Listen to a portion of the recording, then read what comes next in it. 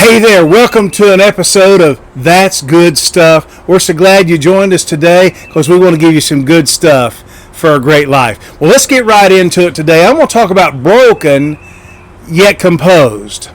And I want to take this story, because Jesus gives us, not only he gives us promises in his word and he shows us how to live and his examples and his promises and all that, but here's an example of how Jesus handled brokenness. Now, here the thing of it is we have to learn here that John the Baptist in Matthew chapter 14 had been killed by Herod.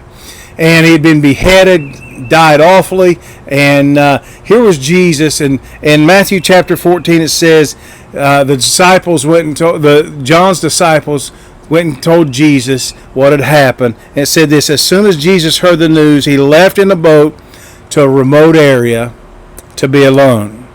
Now, here's what I want to say to this. Now, you have to allow, Jesus gives us an example here of how to allow ourselves to be broken. And he went to be alone. He went off to be broken. Amen. Here's what happens in our life. This is a good example because many people that I know, many people that you know, not including yourself though, will not allow themselves to be broken. And Jesus is saying here, you have to allow yourself to break. Because we don't want anybody, especially for church people, we don't want people to know that we're hurting on the inside, we're broken in the inside, we're battling from despair, we're battling from depression, maybe some things have happened in our life that has broken us, a broken situation, a broken home, a broken life, all these things. And here's what happens is, we get this reputation to uphold, so we got to be this tough person. But here's the thing of it is, you don't have to act like you're stoic and you have it all together. You don't have to wear a mask all the time. You can let your guard down. Amen. Listen, here's the thing of it is, when we allow ourselves to be broken, we allow the hurt to be exposed. Okay? Now, I'm not saying walk around in this brokenness all the time, but I'm telling you, you have to allow yourself to break. You have to expose yourself. You have to expose this wound to Jesus. Okay, so that he can heal this wound.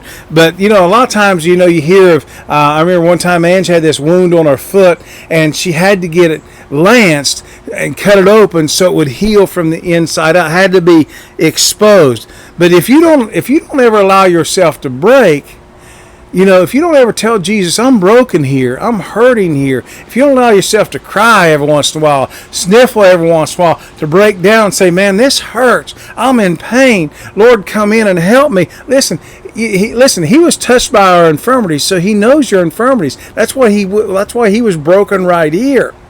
And we see his brokenness, and here's the thing of it is, his strength is made perfect in our weakness. Amen. So you have to get yourself to a safe place. Churches ought to be this place. A church shouldn't be a church should be a hospital for hurting. A church should be a place where you can come and slobber all over the altar and cry and boo-hoo and somebody put their arms around you and say, I may not know what you're going through, but I'm going to pray with you. I'm going to hold you up if there's anything I can do to help you.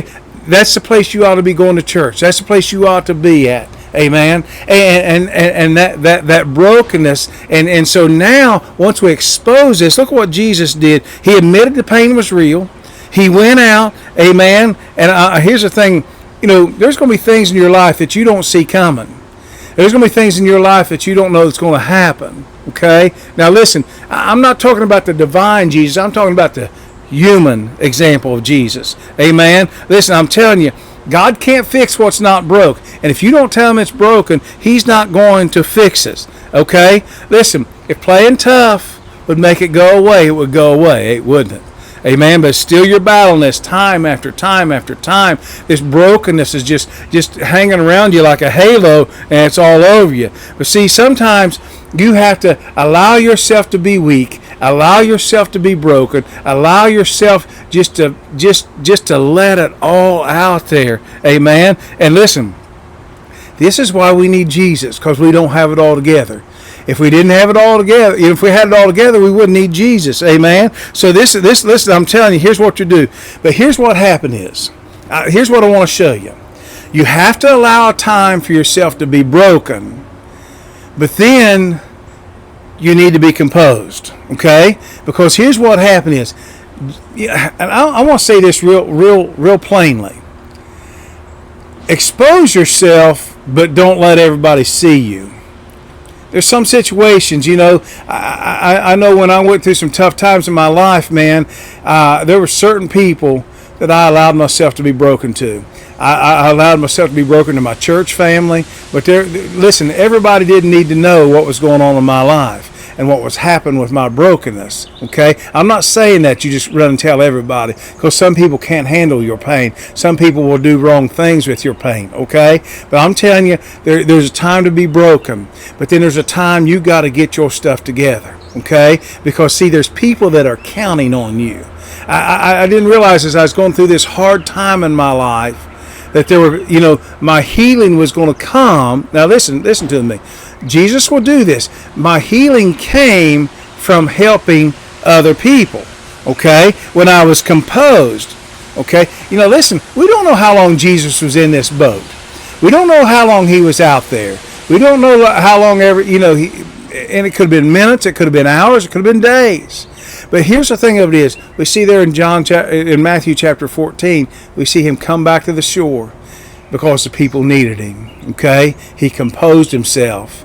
Amen. He blessed them. He fed them the word. He fed them the food. Okay? So sometimes you got to pick yourself up and dust yourself off.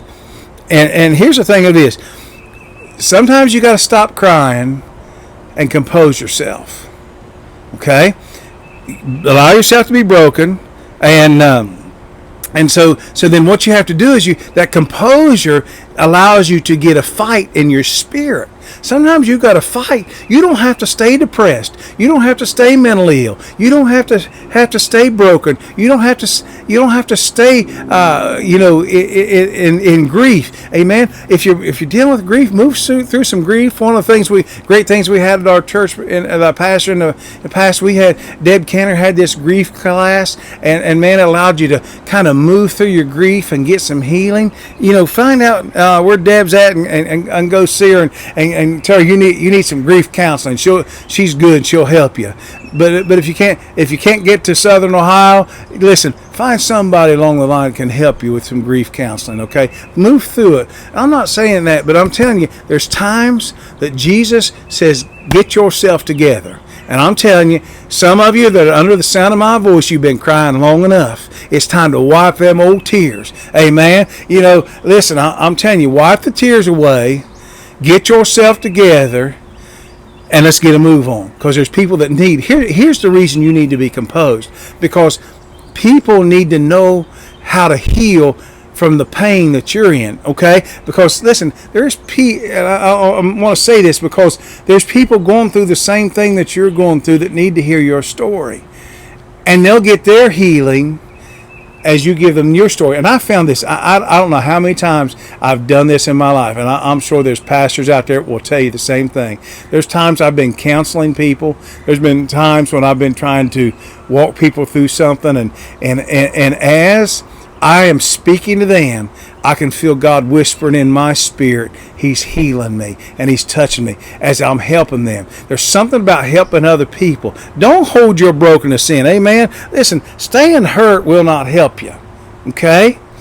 Because you have to learn to move through this. Listen, if you stay in your brokenness, you'll get bitter. Amen. If you stay in your brokenness, you will lose compassion for people. And we're to have compassion for people. We're supposed to, allow our pain to have compassion and have mercy on other people and help them. Amen. So Jesus was moved with compassion. Listen, if you ignore the pain, you'll ignore the purpose. Listen, all things are meant to good together. All things work together for the good of them that love the Lord and called according to your purpose. That even means your pain. See, God's going to use your pain for a purpose. And listen, I'm telling you, He'll remove the stinger out of it.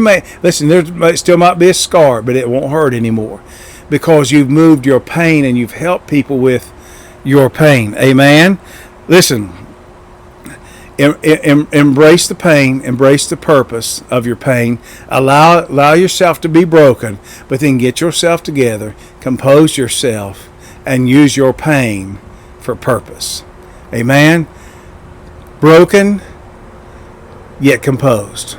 Amen. Listen, here's the thing. You know why we can be composed? Because we have Jesus Christ, the King of Kings, the Lord of Lords, that lives in our life. And he can, listen, I'm telling you, he can take your brokenness and compose you until you can get to the other side of this thing. Amen. We love you. Thanks for listening today. I'm telling you, share this thing on your social media for me. Listen, subscribe to our YouTube channel and be a blessing to other people. And I hope we're a blessing to you today. Amen. Have a great weekend. Thank you.